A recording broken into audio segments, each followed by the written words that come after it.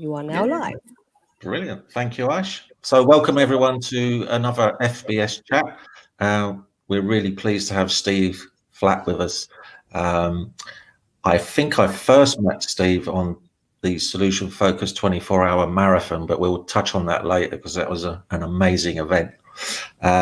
So really, Steve, we like to ask our guests where they came across the Solution Focused approach, how they initially came across it and how it resonated with them. Okay. You can blame Susie Curtis, who's the accreditation lead for the UK SFP, because back in, it's over a decade ago now, she was beginning her clinical psychologist training, and she needed a mentor. And she was casting around for a mentor, and she phoned me up and we arranged to meet. And we agreed to work together, and I said I would mentor and supervise her. And very quickly she got, because she was at Lancaster University, where I'm now a guest lecturer. And she really quickly got involved with the solution focused world. Because Ian Smith up there is one of the tutors. He's the course leader for the clinical psychology course. Anyway, she started talking about it, and I'd been a CBT practitioner for the best part of 15 years. And I'd got my own practice. I was doing reasonably well. And we started talking, and it became very clear that there was a very big difference between the way that I was thinking and the way that she was thinking. And eventually, as all good things do, I went round to her way of thinking. And we started talking more about how solution focused practice worked, what the kind of key principles behind it were. And I started looking at some of my previous work, and looking back at articles that I'd written about the way I worked and things like that, and realized that actually there was some of the SF expressions in the stuff that I'd written, and I'd never heard of it. Right. Okay. So I thought, well, I'm already partway there. And I've always described myself as a mongrel, kind of mixing them up a bit. But I've been looking at my recent work and thinking about the kind of interventions that I do with people, and realized that actually I've almost completely dropped the CBT stuff now, apart from there are still some training stuff to do, and there are videos around that I use to try and help people understand, because I work mostly with trauma. And so eventually Susie finished her clinical psychology. She went to work in Southport, which was a solution focused based health psychology department. And we stayed in touch, and we continued to talk. And then she went part-time up at Southport, and she came to work with me part-time. And this was around about, 2010, something like that, 2012. And we began to work together, and we began to work out training programs. We began to work out different ways of working. Some of the contracts that I'd already got, we began to move those over to a more solution-focused approach. And to my annoyance, people got made progress quicker and enjoyed it more. So we continued to progress that way. And over the last 8 years, we've grown from 2 or 3 people up to about 15 or 20 people working for us now. Wow. We have quite a number of different things that we do. We do quite a lot of research. We're contracted to Liverpool University Management School, where I'm an honorary researcher, and I supervise PhD students. And the head of department there is very much a solution-focused advocate. A lot of the work we do together, even though it's all in service delivery for them, because obviously it's a management school, we tend to look at mental health through the lens of service delivery, and we've begun to amalgamate the way that we work with the kind of service research tools that they use. So we're now beginning to develop a solution-focused, oriented research program, and we've now got 2 or 3 students working in this way. And we've done some work with Kaya Lass, now called Go Loudy, or Go Lidey, sorry, I do apologise, Jim, in South Wales, working with their clientele, their group, working out what works better in terms of how different a solution-focused intervention is compared to traditional ones. And we've already written up one paper that's due to be published in not too far distant future, all being well. And we're now working on a whole bunch of other stuff. And one of that whole bunch of other stuff is something that's called Let's Keep Talking.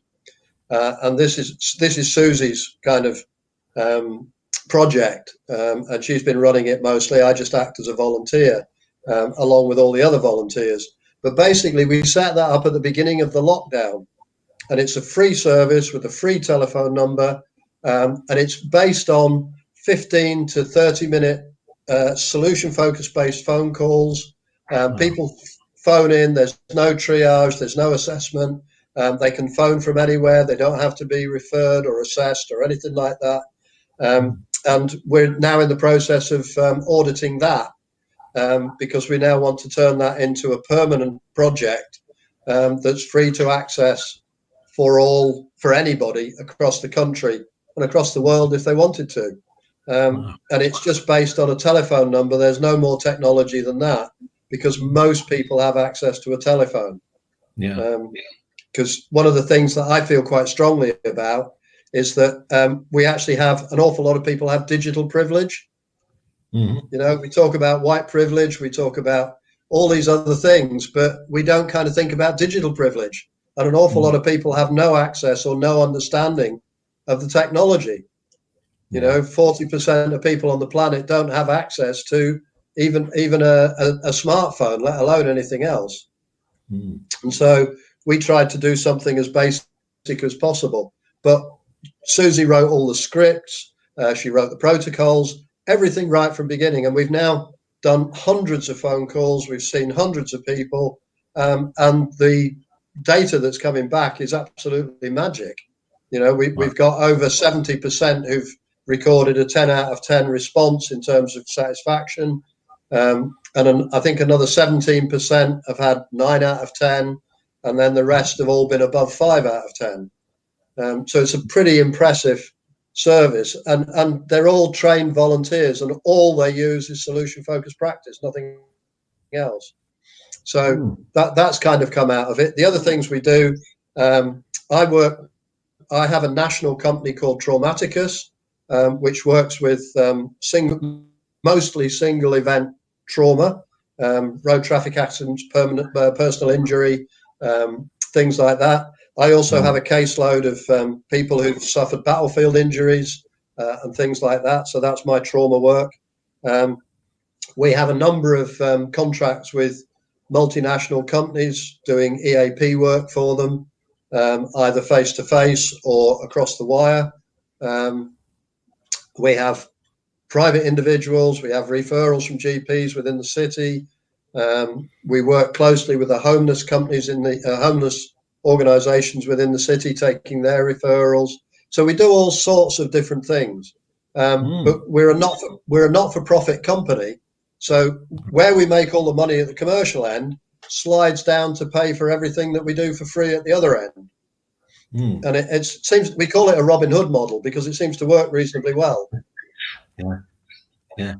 So the income comes in through the training and so on, and it goes towards supporting people for free, which is a lovely way to work. I mean, you've listed so many things there. I'm not even sure where to start. So you know, I know. I know, right? Steve, what don't you do? And why have you kept this a secret for so long when I've been looking for someone like you? Because we've never needed to advertise. Yeah. And perfect. You know, we just don't advertise. Earlier on, I know you were saying that you were at a CBT and you had your own private practice.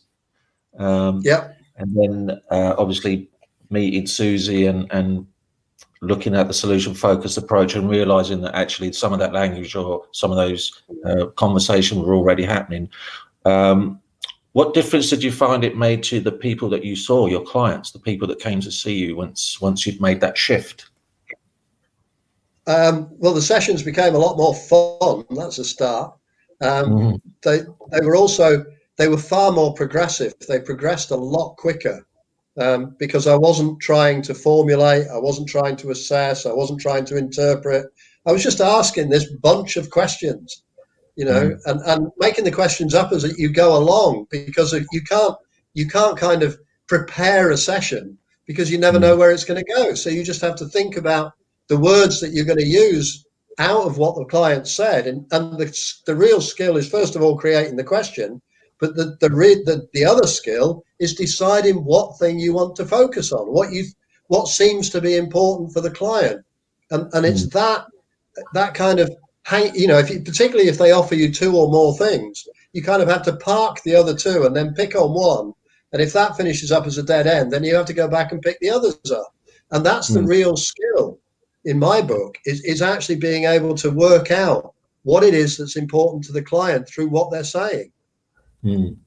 Yeah. And I mean, I know for me and Aish, it's really honed those listening skills, because like you say, unless you really listen, you're not sure what your next question is going to be, or like you say, which one do I park, which one do I go with. So the interventions were a lot briefer and the clients were happier. Yep, pretty much. I used to do about 12 sessions on average for my people who'd suffered trauma, and that's down. My average now is somewhere between 6 and 8. Wow. And it's even shorter online. And the reason for that is very simple, because instead of doing the kind of non-SF psychoeducation bits, which I still do, I now send them as separate videos, and they watch the videos outside of the sessions. Oh, wow. Okay. So the clients get these outside of the sessions to look at their own convenience. Exactly. So we're not wasting session time on things that, first of all, aren't SF, but actually things that I don't need to be there. Well, I am there because obviously it's a video of me doing it, but it's stuff that it's the same every time. So why waste the time in the session? That's very interesting. I might have to nick that one, Steve. I'm really sorry. I am an honest thief. I will tell you. I'm writing it down. Thank you, Steve. Thank you very much. I'll send you the link. I was going to say I'll send you the links for my videos if you want. They're on public display. Oh wow! Yeah, please do. Nothing I do is copyrighted. Perfect. That would be absolutely great. Thank you. And how easy was it? I mean, maybe it's not even anything you had to think about, but in terms of persuading people that are maybe doing clinical psychology and quite intense study that actually this simple method works for clients, even with clients that have suffered single event traumas, or because we struggle a bit. Multiple trauma. Well, I think it would be fair to say that I haven't bothered to try and persuade clinical psychologists. And if you read the piece that I mentioned earlier about meritocracy, which again I'll send you that in the email later, you'll realise that actually I'm having quite a good poke at them, simply because there is this sense of entitlement, this sense of ability, and I was on a Zoom investigation with the National Institute for Health Research on Friday, and there were lots and lots of people on there that were talking about assessment and histories and all the rest of it, and basically at one point I just said, well, I just see my clients as experts in their own lives, and there was this kind of stunned silence, and one of the other people on the thing said, I'm going to have that. And I said, welcome to it, you know. And I actually got an email back from the people who were running that session saying, can we have a further conversation with you? Because some of the things that you said were really significant. So hopefully we actually begin to get things into these places at last and get people beginning to listen. And just as a side issue about that, I don't know if you heard Prince William and David Attenborough talking, but they're really talking about hope, optimism, possibility, wanting to think about the future. They're doing lots and lots of things that are really solution focused based. The only downside is that all this money that they're offering for these research programs, it's all being sorted out by people who are already within the camp, you know. Yeah. So it's going to be more of the same, I suspect. But it's a start. And one of the things that I've always said, which I said right at the end of SF24, was that we're not going to fight set piece battles. There is no point in standing there and confronting people because, first of all, they're not going to take it. But the real way to do it is through guerrilla warfare. You just go, excuse me, you just go in, you drop something off, you leave it there and they notice it, they pick it up, they maybe play with it, they maybe ignore it, and you come away, and then next time you go and drop something else in, and they don't even realize they're being moved along. Yeah. Sounds sounds like a good plan. And the research that you're doing, Steve, what are you hoping would be the outcomes of the research, and how is that going? Well, it's going very well at the moment. The GoLidy one, Jim Bird-Waddington's currently the chair of the UK SFP. I'm sure he won't mind me dropping his name in. He's also the chief exec of GoLidy, and he's employed us over the last 2 or 3 years now to work on a project to determine what actually works in terms of their interventions. And we had 3 different levels of intervention. We had their intervention as usual, we had something that was mildly SF, and then we had something that was specifically SF. And what we're in the process of doing at the moment is evaluating the effectiveness of the different arms, because all their clients that come to them are randomly assigned to the different arms of the study. And so we don't know who they are, but basically they all get slightly different ways of being treated. And what we're going to do is compare and contrast and see which ones were most effective. So again, we also have, as well as doing that, we're also using a management tool, which is called the trajectory touchpoint technique. Okay. It's a fancy name. Okay. And it's a non-lexical assessment tool. It only uses pictures. So it doesn't matter if you're illiterate, you can still get people to describe what their experiences are right by using the pictures as a trigger for their imagination. So again, it's a very SF-based idea, and we touch. It's called touch points because you touch various parts of their journey through their experience with whichever organization it is.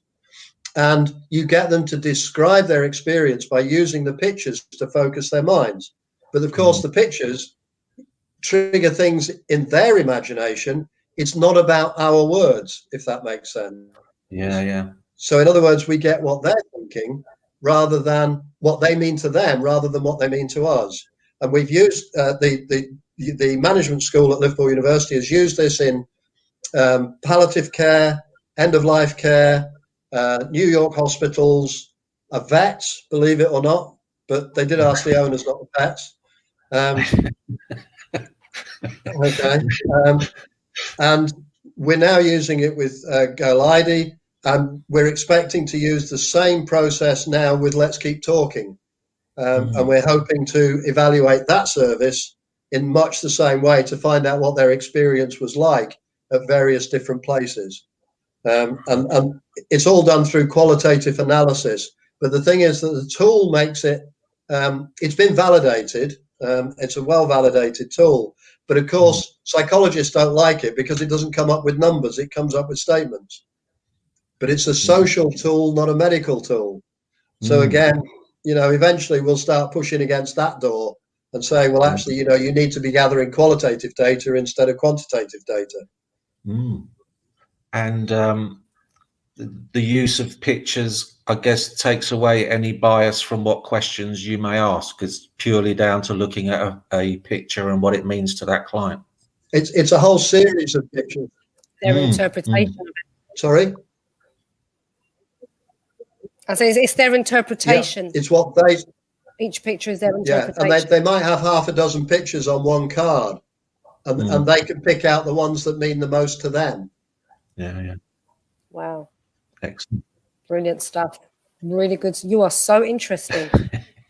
Well, it's the people around me. Yeah. It's always the people around me. It's not me.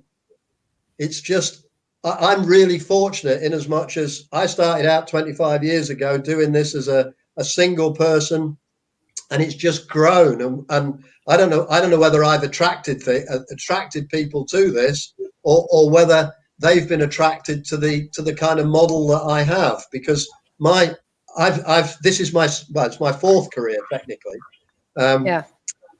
Prior to this, I used to build racing cars. And, wow! Hold on a minute. You're even more interesting now. Well, for 16 years, I built and raced cars. But again, we had a very democratic model, and it was kind of everybody had a say, and everybody worked within had an opportunity to have their say. And there were two of us that were the business managers, but everybody else had their opportunity to stick their oar in them, and they were always listened to. So that's the model that I've always stuck with. I mean, we've had some amazing rows, but and I'll tell you one very quickly of my past career as in engineering. One day, my business partner and I were having this blazing row about what we should do, and we were doing it in the workshop, which was wrong. But we were having this blazing row. I can't even remember what it was about now, but it felt like a profound disagreement at the time. And I shouted at him, "I'm not a complete idiot, you know." And he just looked at me and he said, "Which bit's missing?"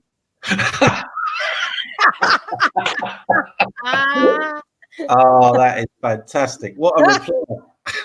And it was just like that, you know. And we both just collapsed on the floor. I mean, we're still friends. We've known each other for 45 years now. No, not quite. Wow. Yeah, no, 45 years, yeah. And we're still mates. Yeah. Wow, I'm going to use that one. That's another thing I'm taking. I love it. Yeah. So in obviously not giving too much away about the research, but is it looking? I mean, from your point of view, is it coming together the way you wanted it to? Yeah, excellent. Yeah, absolutely. It's too early to say for sure, but yeah, we're pretty optimistic with it. I mean, we've already done one write-up, which again I can send you a copy of that as well. It's a very technical one, but there's some interesting quotes in it from the people that were interviewed, and that's really promising because it shows the difference between a traditional intervention and a solution-focused intervention, and the way that people respond to the two different ones are in the quotes. So even if you don't understand the rest of it, the quotes are worth reading. Yeah. And I don't mean to be patronizing. It's just that it really is a kind of a hugely academic document. Yeah. Are you gonna write the Dummy's Guide? Dummy's Guide for us. For us. Well, the Dummy's Guide's been written by lots of people. All we're doing is applying it. It's and you're going to. That's the great thing about solution-focused practice. And the you're doing you're auditing your Let's Keep Talking intervention as well, and that's that's starting with that.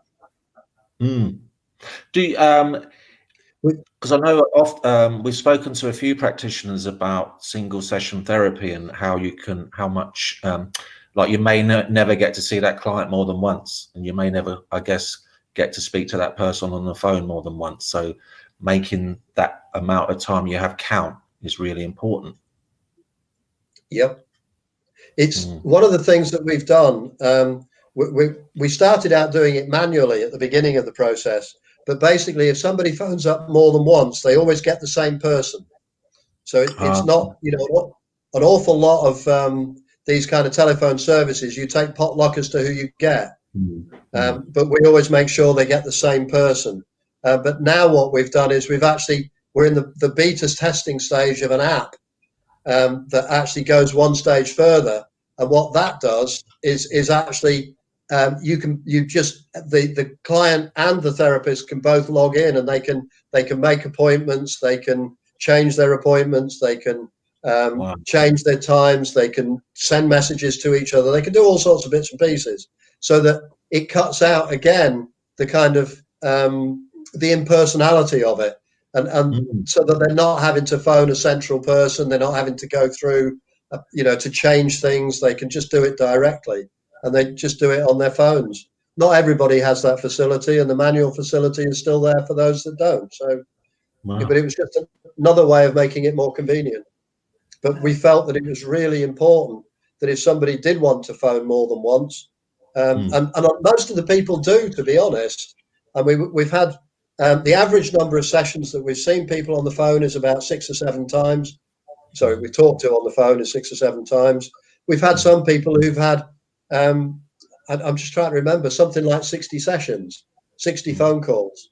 But we've always worked on the basis that, I can't remember who the quote was from now. It's probably Steve DeShazer, but brief therapy is just enough sessions and not one more. Yeah. Yeah. And that's what we've always worked on. So how far you're along developing this app, Steve? Well, I'm expecting this weekend to see the first actual working version. I've seen lots of bits, and the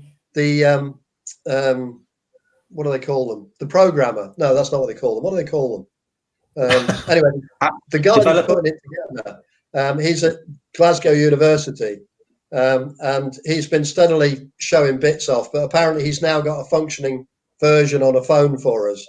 So we're hoping to do that this weekend. Wow. So it'll be the first time you see it in its entirety. So you've seen snapshots. Oh, yeah, I've seen bits. That's brilliant. And it always reminds me of going back to when I was doing my apprenticeship. And bearing in mind, my apprenticeship was taking place in 1969, 1970, and I was training to be an electronics engineer in those days.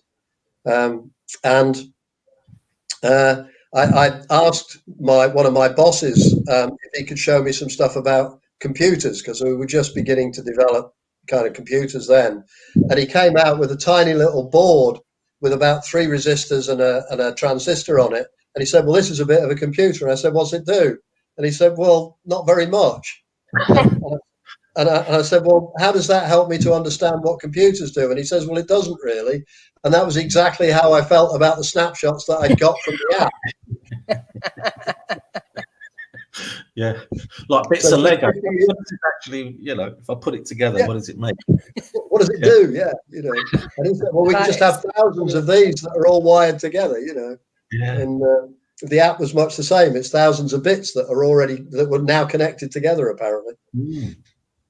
And I know you were saying earlier about not having to persuade others. It just almost filters out because of the work that you're doing. And this app, what an amazing way of getting solution-focused conversations to a much wider, because the client's the most important at the end of the day, and how we get that out. Because during lockdown, we've kind of had to find new ways of working.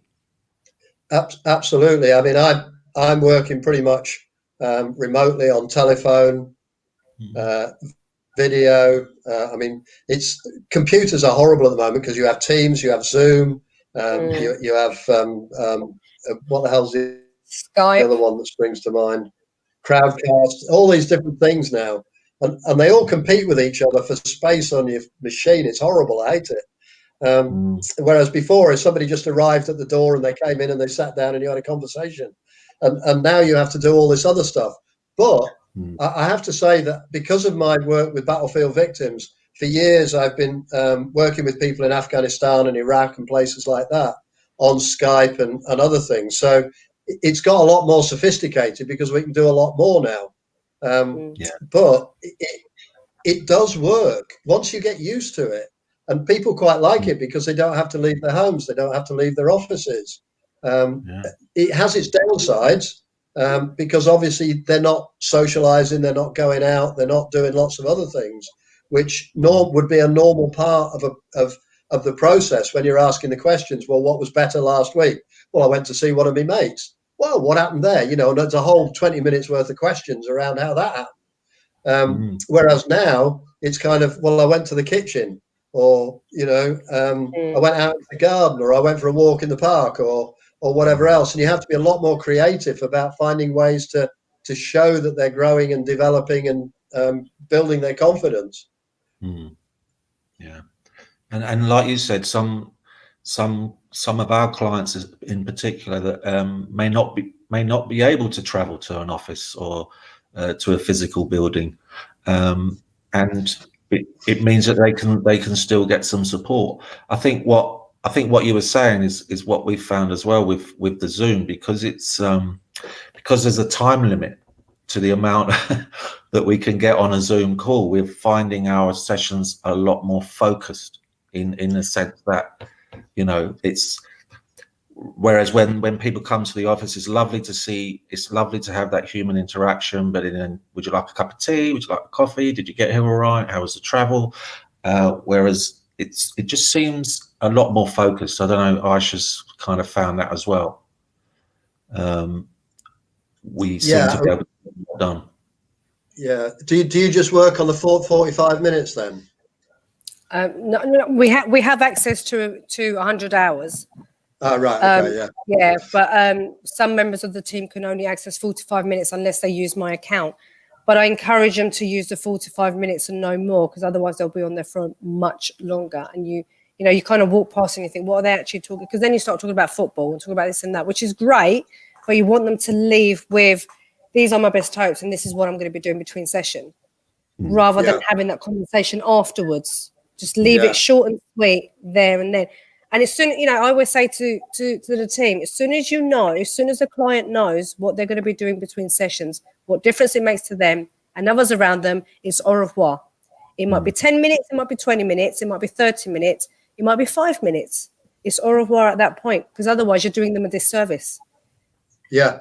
And the other thing is that the limited amount of psychological research that actually works, primacy and recency is really important.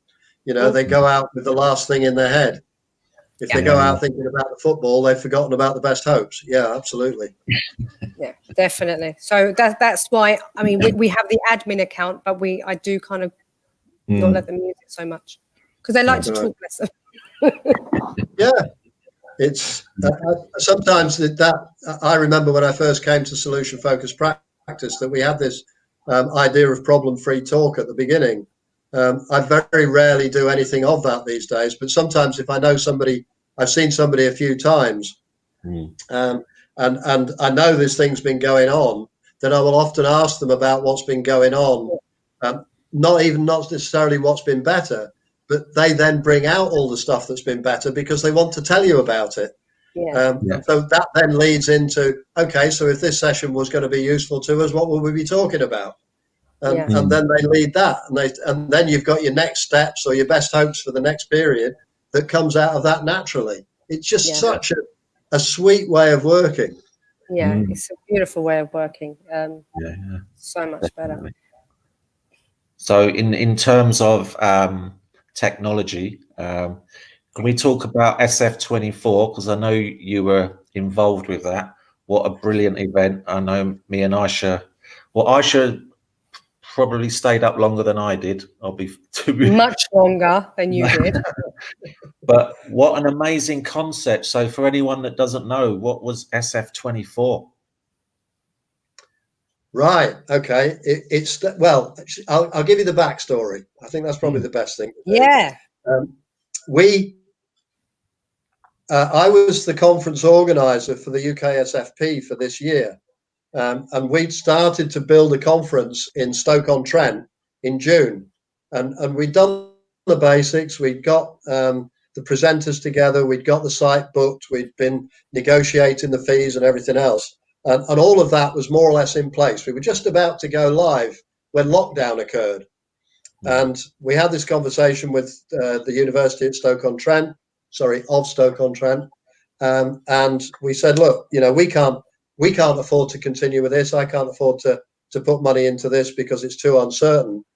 We're going to cancel it. And this was this was before the end of March that we cancelled it. And everybody was a bit grumpy about it, on the committee, and saying, because conferences are great fun and, it's a chance for everybody to get together and everything else. And so we all went away feeling a bit dispirited. And then Tara Gretton I can't remember whether she emailed me or whether we were having a Zoom or something. And she said, well, what are we going to do about a conference? And she said, why don't we do a virtual conference? And okay. And we did what we did then was a 2-hour conference. And it was just literally a few folk that got together. I think we had about 60 or 70 people on the line. And everybody seemed to enjoy it. And we had a couple of speakers who they were more like agent provocateurs rather than speakers. And then we had a really lively discussion afterwards. And we split everybody into breakout rooms and things. And then they came back and they fed back. We had a great time. It was good fun. And then we did another one. And the second one, we had Frederica Bannick and oh God, they're going to kill me now because I can't remember who it was. But again, we did the similar sort of thing, and that went down really well. And then this had started because Paul Z. Jackson, and myself had kind of had this conversation and said, well, why don't we do these 2-hour things? And then after the second one, we kind of sat there scratching our heads and thought, well, okay, it's an all right sort of format, but it's not kind of going anywhere really. And somebody said, why don't you do it globally? And then it was kind of, well, okay, we can do it globally. What time of day are we going to do this 2-hour session? And somebody said, well, why is it going to be a 2-hour session? Why don't we have 4 hours or 6 hours? And then I can't remember how it came about, but there was Tara, there was myself, there was Paul, there were various other people in the virtual room at the time. And eventually we finished up with this 24-hour conference. And then we realized that we needed to split it into time zones so that made sense. And then we started getting other people involved by advertising on listservs and all sorts of other things. And lots of other people came in. And we finished up with the Americas. We finished up with the Asia, Australasia, and Europe. And we started getting organizers for all the different areas. And then we started getting presentations. And we began to realize then that we were actually going to have to try and create some kind of structure so that people could find their way around this, because it was getting complicated for us. You were saying that you had a whiteboard. Well, my head, it was like 3D chess, and my head was exploding. And we had 6 weeks. Okay. So Alfie and Dominic kind of came up with this. They got on board and they said, why don't we use a Padlet? And what's a Padlet? It's a thing we use in school for or they use in schools and all sorts of other places for creating timetables and things like that. So I went and had a look at a Padlet and I thought, this is great. And then I did Padlet of the world with the 4 different time zones on it. And then we had a Padlet with inside of each of those. And so what happened was, in the end, that we had this thing that looked absolutely seamless from the outside that took the guy that's doing the app actually works for me part-time. So and he was on his holidays because he was at university was closed down. So basically I hoiked him in and said, right, sort this out. Makes sense. Yeah. And basically about 3 weeks later, we had the whole program and it just worked. You kind of came in and we got Eventbrite involved and all these other things. And there was only one mistake. And we did restart the conference at the beginning because of that mistake. And it was my fault because I didn't press the right button on Zoom. And consequently, we only got 100 people in the first 10 minutes. And then after that, I pressed the button for the 1,000 and we got the rest. Yeah. And it was because it was all on my machine. It was such a lovely layout. And we'll be using it again this year. Brilliant. So it's so from your point of view, you go on, Steve. What did he say? Did he swear? No, because you're both talking over each other. No, go on, Steve. What I was going to say was that what was it like looking at it from your point of view? Because all I ever saw was all the stuff that was going on in the background. It was really exciting, and it was a buzz. Oh my God, we're going to go over to Europe in a minute. To Asia in a minute. Oh no. And it was really, really exciting, just because, like I said, even on our drive home, I was on my phone, just watching. And then we got a little bit nervous because 6 p.m. UK time, and you've got to remember to say this, guys, UK time. Joe and I were on, and it was like, is anyone going to actually join? But people did, and everyone was lovely. But as soon as we finished up, it's like, right, where we're going next? Look at the board. Look at what we got. Join. And it was amazing. And the networking that you did in the, when you could just come back to the breakout room, not the breakout room. The central hall, so to speak. The central hall. So when I was in Asia, because I went to Asia that day, 24 hours, we did the whole lot. Obviously, I'm joining, but I'm not. I don't understand what they're saying. So I'd come back into you guys, have a conversation, speak to Jenny Clark, speak to other people. Oh, hello, who are you? Hello. Go back in, come back out. It was phenomenal, and I was so angry that I fell asleep on the sofa, and I woke up and I went, oh my God, Emma Burns is up. Quick. It was phenomenal. And even though that hiccup did happen at the beginning, to be honest, and this is very selfish, I was in, so I didn't really care. I was in. I saw that mad, okay? But it was, you can see a lot of hard work went into it, and all the organisers did such a fantastic job. And I'm very thankful, Joe and I are very thankful to Tara, who emailed us to say, send me something. I'm thinking, what is she talking about? And she basically told me write what you do with child parent abuse and solution focus. So, okay, why? Just do it. Okay, did it. Send me a Zoom link for this. Okay, Tara, what are we doing? Tara, what are we doing? Just send me the link. So I'll send her the link. So, oh, by the way, you're doing this. Oh, so oh my God. Yeah. So it was, on our end, it was 10 out of 10. Oh yeah, brilliant. There was a huge team of people that made that happen, and I had the privilege to lead it off, and it was a phenomenal moment to lead it off, and I Fanfare for the Common Man is one of my favorite tunes, but it just starts in the right way. There's this big crash of cymbals and drums and everything else, and I just, that was the moment that I loved. It was brilliant. It was very much. Joe was at the door. Yeah, hang on. Sorry, it was very, very emotional. But for me, because I was up for 22 hours, very tired after a whole day of work. But there was just so much information that we were picking up on, and the excitement of everyone. And that's the one thing, I love a lot of things about SF practitioners, therapists, and whatever.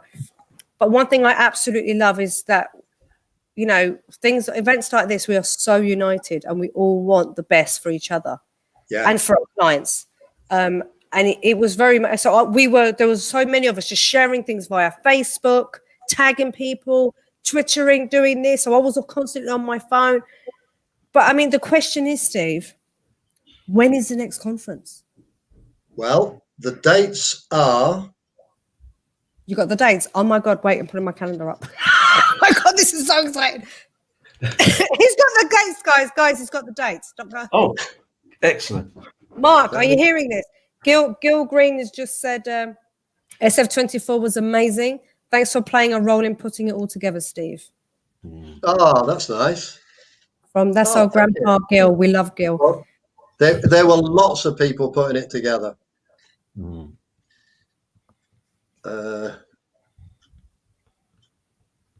Hang on a minute. I will wait as long as you need. Yeah. Okay. 5th and 6th of August. Right. Sorry, guys. I'm not here for a second. Joe, continue. I'm putting it in my calendar. 5th and This is 6th very. of August. I've got it. Don't worry. So how can it possibly, is there anything that you can tell us that would be slightly different, or is that all hush hush at the minute? It is going to be slightly different. And yes, it is all hush hush at the moment. Okay, cool. There will be It's only us, a Steve. lot of It's only stuff. us. Yeah, no one listens to me. No one's listening. No, I'm sure. You're not getting away with that one. It's going to be a little different, but there's an awful lot of stuff that's going to be familiar. And what we're hoping is that we're going to get lots more people who are prepared to give up a little bit of time to do a presentation in their region. We are hoping to increase the number of continents and people that are involved, because we felt it was a bit Eurocentric, a bit America-centric, a bit white and privilege-centric, and we want to try and include lots and lots of other people. And hopefully they'll come and push their way in and say, we're here and we want to do this stuff. And because that's what we're after. We want that diversity. We want to have the fun and the connection right across the world. You know, Absolutely. It was, and it's just about the people. You know, it's such fun, and it was hard work, but by God, it was so rewarding. There's a few people, Steve, who are saying it's in the diary. This one was from Emma Burns. It's in the diary. And I know she's not going to want me saying this, but her workshop, as everyone else's, but Emma's workshop, brilliant. There you go. Praise indeed. Yeah. I actually started to change my practice a little bit. Right. And I think one of the beauties of it was how we've kept in touch with people that we knew were out there and maybe had read their papers and some of their books, and it was just like, it was almost like being starstruck a lot of the time. You're thinking, wow, this is so-and-so, this is so-and-so. And I think these chats that we have were kind of a kernel of that, by meeting all these people and saying, well, why don't we try and interview? Because we're in lockdown, we may as well do something. And it was just so low, and the whole community is so giving. That's what we've always found, that everyone who's come along has been done it with all their heart, and it's been an amazing thing. So yeah, that's definitely going to happen. That's definitely in the diary. It's in the diary. Yeah. All we're going to do now is make it happen. Yeah, family-based solutions are always willing to support. Fantastic, brilliant. So, always. Someone's just reminded us that a lot of the presentations are now on YouTube, Steve. Yeah, that's right. Yeah, they all went up in the last few days. If you want the link, you can go to the UKSFP site. You can go. I think you can go to the SF24 site now. I think they're all on. The links are on there. And yes, somebody just said we need more African connections. Absolutely. That's one of the things that we felt very strongly, and we've now got a meeting next Friday morning with the core group, and we're going to reach out to these people and ask them if they'd like to be involved, and please come and get involved. So that's very much on the agenda. We had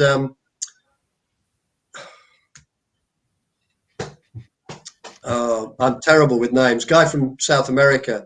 We're hoping to get him and more people involved from South America. We're hoping to get people from the Middle East involved.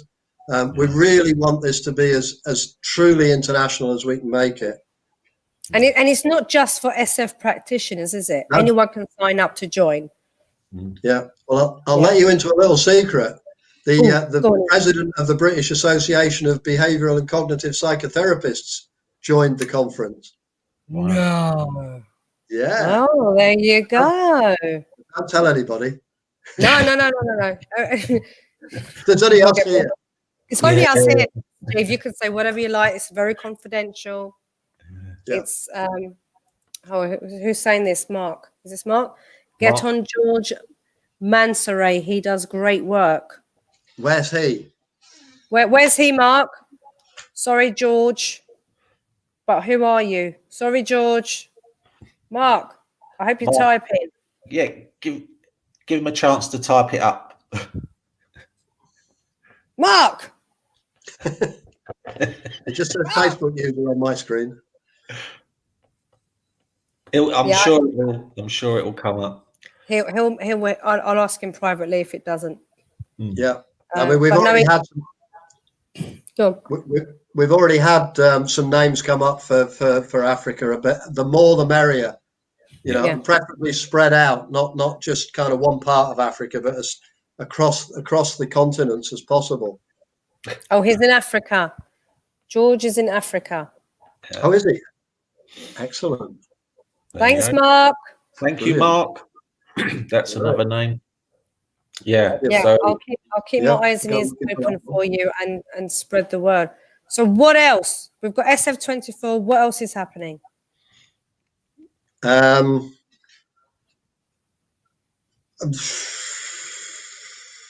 think I've run out of steam now. He's exhausted himself. We've got the UK. Sorry? Yeah, we've got the UK SF, which we still haven't signed up for, Joe. Okay. When's that? Let's at the end of advertise the month, we've got the annual general meeting. Just trying to remember when the date is for that. It's not. Well, it's November. UK SF is in November, isn't it? Yeah, I think so. Yeah. It's on my calendar. Hold on. Somewhere. Guys, if you're watching, check your calendars quick. Yeah. I'm sure it's... Oh, I can't find it. Anyway. So my calendar's just gone bonkers. So I'll find the link and put it on. So, Steve, if lockdown hadn't have happened, would SF24 would have been something that you would have liked to have done anyway, or did it just come as a consequence of that? It came as a consequence of that. I don't think. I'll be honest with you. The way that I was planning the conference, it would not have happened, because it would have been a conventional conference with people physically there. We probably wouldn't have recorded sessions. We might have recorded some, but not the majority. But the other thing is that it meant people actually physically had to get somewhere. So an awful lot of the people that were on SF24 wouldn't have been there. Yeah. Because we had 80 odd presentations over the 24 hours. You know, that just couldn't have happened at Freetown. That just couldn't have happened. Yeah. You know, thank you for that. Thanks, Mark. So before you retire, Steve, what's left for you? Hold on. How old is he going to retire? He's not retiring. I'm not saying he's retiring anytime soon. I'm just saying, is there something left that's a burning ambition? Because you've done a lot already. Well, I hate to say this, but I'm past retirement age. No. Yeah. Shut up. I'm collecting my pension. No Don't way. be silly, Steve. You're lying. I'm not. It's true. Wow. I'm 66. I'll be 67 next year. Shut up. Sorry. I forget where I am. Shut up. No, you're not. Don't be silly. Yeah, afraid so. So, you're one of the lucky ones, Steve. I have to wait till I'm 67 and 10 months. Well, you must have got in just in time. You look, Steve. Are you not pulling my leg? No, I'm not pulling your leg. It's perfectly true. Wow. So you're still going. What keeps you going? Oh, the people around me, the fun that I have, watching that person walking out the door for the last time and going and getting on with their lives. That's just the biggest buzz on the planet. Yeah. You know, and I've played some small part in that process. What a wonderful way! Isn't he lovely? He is. Isn't he? Very. Isn't he? Where where in the UK? Don't give us your full address. Where in the UK do you live, Steve? In Liverpool. All right, Joe. We've got to go to Liverpool. We've got to follow this man around a little bit. Well, we haven't. That's one part of the world we haven't been yet. The world, because we've been everywhere else. Well, you know, part of the UK. Well, I've lived and worked on 4 continents and moved 24 times. So, Wow. yeah. What I was going to say about Liverpool is it has more firsts in more different areas of human activity than any other city in the UK, including London.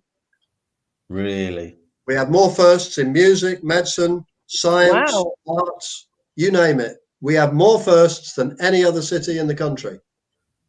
What makes Liverpool so productive in that way? It's such a diverse city. Yeah. Yeah, we've got to go and shadow Steve a little bit, Joe.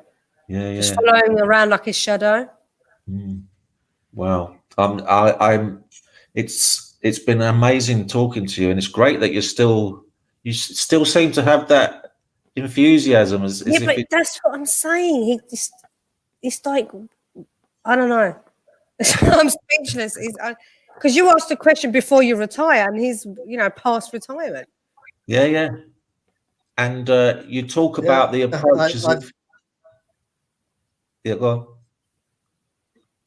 I was just going to say that if you want the one thing that I want to do is actually I want to step back a little bit from clinical work. I want to set more research work up, but the thing that keeps dogging me is that I actually need to write that book. I've already written a couple of novels, but it's time probably to write that. They've not been published. One I'm still part way through, which is about a forensic clinical psychologist, and it's a historical novel. I'm just trying to think what you haven't done. You're getting on my nerves a little bit, Steve. You keep dropping. You keep dropping these wonderful nuggets in. Steve's Mark asked, Steve, can you get Brexit off the table now you have more time as of your pension? Well, now I hate this almost feels embarrassing now, but Monday morning I'm actually running a book launch for Salford University, which is about Brexit. Okay. Wow. I'm actually hosting the book launch, and it's an academic book, but it's about Brexit. So I've yet to read the tome, but I'm doing all the technical stuff, not the fronting. So I don't actually need to know what's in it. But see what you've done in this chat is kind of buggered yourself up a little bit. Because now you're going to be one of my go-to people now. Because I have a list of SF mentors, right? And you're now one of them. That's fine. I think you are incredible. Well, let me just say something for the benefit of everybody. I don't do this for the money. Yeah. If I wanted to make money, I would go and sell cars, because I could sell cars with 3 wheels on. That was the way I used to make money, at the racing and everything else. But I do this because I love it. I enjoy it. It's fun. It pays the bills most of the time. And I don't want to possess it. I don't want to have copyrights. Everything I do is free to use, and that includes what's ever in this space up here. Well, we love that space up there, and we are absolutely privileged to have met you. I know we spoke a little bit at SF24, but you were, everyone was really busy, and but I'm so glad I got in touch with you, because I just think you are a fantastic person to know, and selfishly, I can't wait to learn more from you. Yeah. Well, it's a privilege to be part of this wonderful community, and that just does take people to its hearts, and we all get on together. We have the tiny little tiffs of a family from time to time, but broadly speaking, everybody's going in the same direction, and I'd never experienced that before. Yeah. You know, we're all harnessed to the front of the car. Yeah. Yeah. Oh, I love Steve. At the end of every chat, Steve, when the cameras go off, Aisha's upstairs, I'm downstairs, and we just go, "Ah!" up and down. Because these chats, like I've always said, they love doing them, and we love hearing about everyone and your experiences and the way you talk about solution focus is as if it's something you've just discovered. It feels that fresh with you, and it's brilliant to talk to you. Thank you so much. Yeah. Still learning every day. Well, thank you for inviting me on. It's been an absolute privilege, a real delight. Thank you so much. Amazing. Steve, can I ask that you just wait there for a moment while we say goodbye? Sure. We'll have a quick chat afterwards to thank you.